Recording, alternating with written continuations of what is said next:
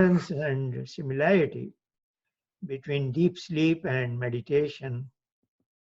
How can meditation be used to improve deep sleep when needed? These are some issues I am taking up in my Friday morning session, which is at 10 o'clock Central Time. And then they are uploaded on, but that channel is different from my personal channel. So these are two different things. But I must have sent you those links, playlist in my new channel, which is going on Patanjali meditation.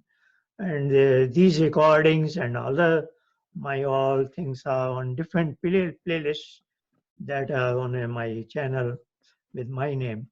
So the other channel has a name, Scientific Spirituality.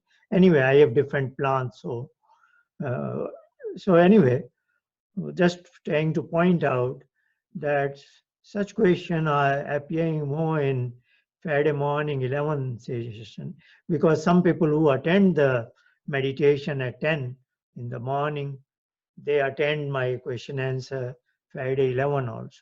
But this is just to point out. It doesn't mean we cannot discuss these in this particular evening session. So coming back to the question, the first part is what is difference and similarity between deep sleep and meditation. Second part is saying how can meditation be used to improve deep sleep when needed. The second part question, probably the word deep should not be there probably, because deep sleep is one of the best delta sleep, that is NREM third stage. So that cannot be further improved. So probably what questioner is asking is, how can meditation help improve sleep quality? So let's take them one by one. So question is about sleep and meditation, in particular deep sleep. So deep sleep, we have a technical term called sushupti here. And Kapil has an interesting statement in Sankhya Sutra, Sushupti Samadhi Moksheshu Brahmrupta. So in the previous question, the term moksha has come. So he is trying to say Sushupti and Samadhi and also moksha, they are at par. Par in the sense, and he characterizes it as Brahmrupta. So, my own is called a Chidrup. I am conscious being. But I am not in that, Ananda Swarup, so to say. But Brahm is Ananda Swarup. And that is what is kind of a vacuum in all of us. We are seeking to upgrade our level of happiness, is it not? So that is the bottom line of any human being. What are you trying to do in your life?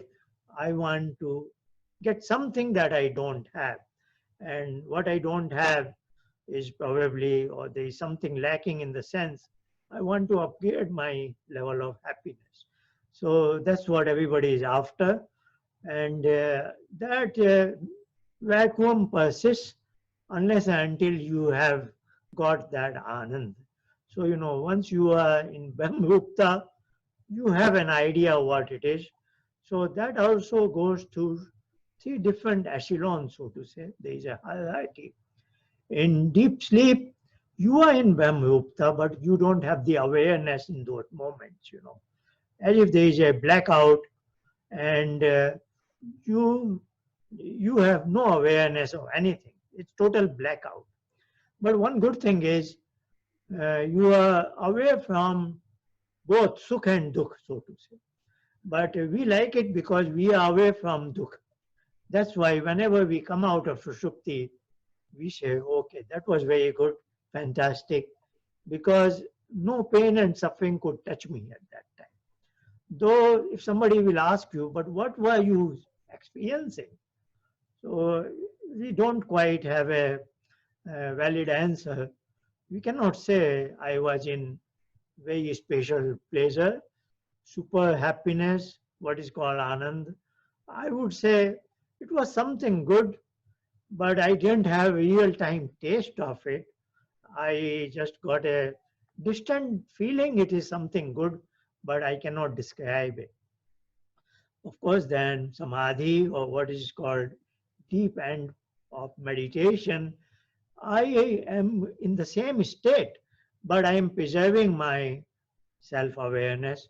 So here I have the real-time taste of it, you know. So in Sushupti, I am in that state, but there is a blackout.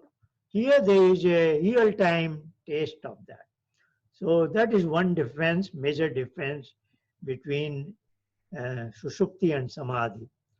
Of course, now in Sushupti, so there are certain corollaries which may take longer, but I can just try to be brief. In Sushupti, the person A enters into Sushupti if he has good luck, if he has good sleep, and then he emerges the same person in the morning. Of course, he feels refreshed, he is relaxed, he is feeling light, everything is nice. But the point I am trying to make is his personality doesn't undergo any change. Yes, of course, body is detoxified. So when we wake up in the morning, we have an urge to go to restroom, etc. Because all the waste has been separated and we want to discharge it. But the reason I am mentioning the detoxification of body is now when it comes to samadhi, this is at a higher level, so your mind is detoxified. What that means is now, if you enter into samadhi as person A, now you are a different person. You know? So your personality is basically the content in your. So I have shown that Sankhya diagram many times. So if you remember that ahankar, which was our storage device, which has all this content in my personality. That's why Kapil calls it ahankar, means aham, my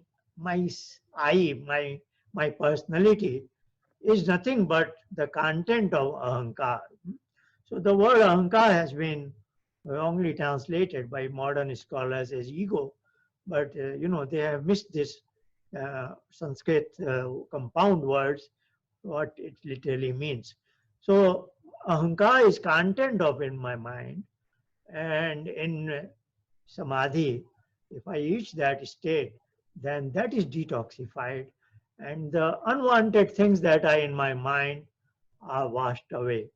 So you emerge as a different person. And there are many other small things I could have said, but this is the major. That's why I personally like to propagate Patanjali meditation, etc. It's very, very powerful thing.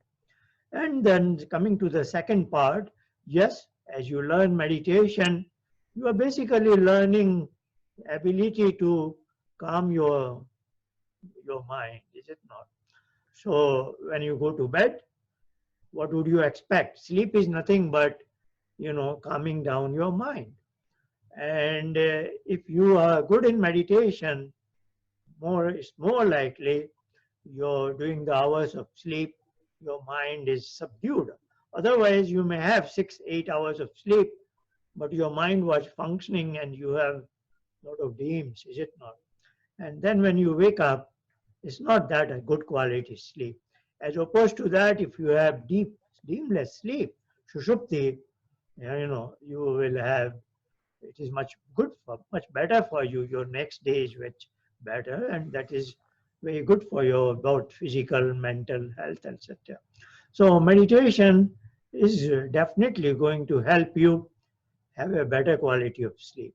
So that would be my answer to both the parts.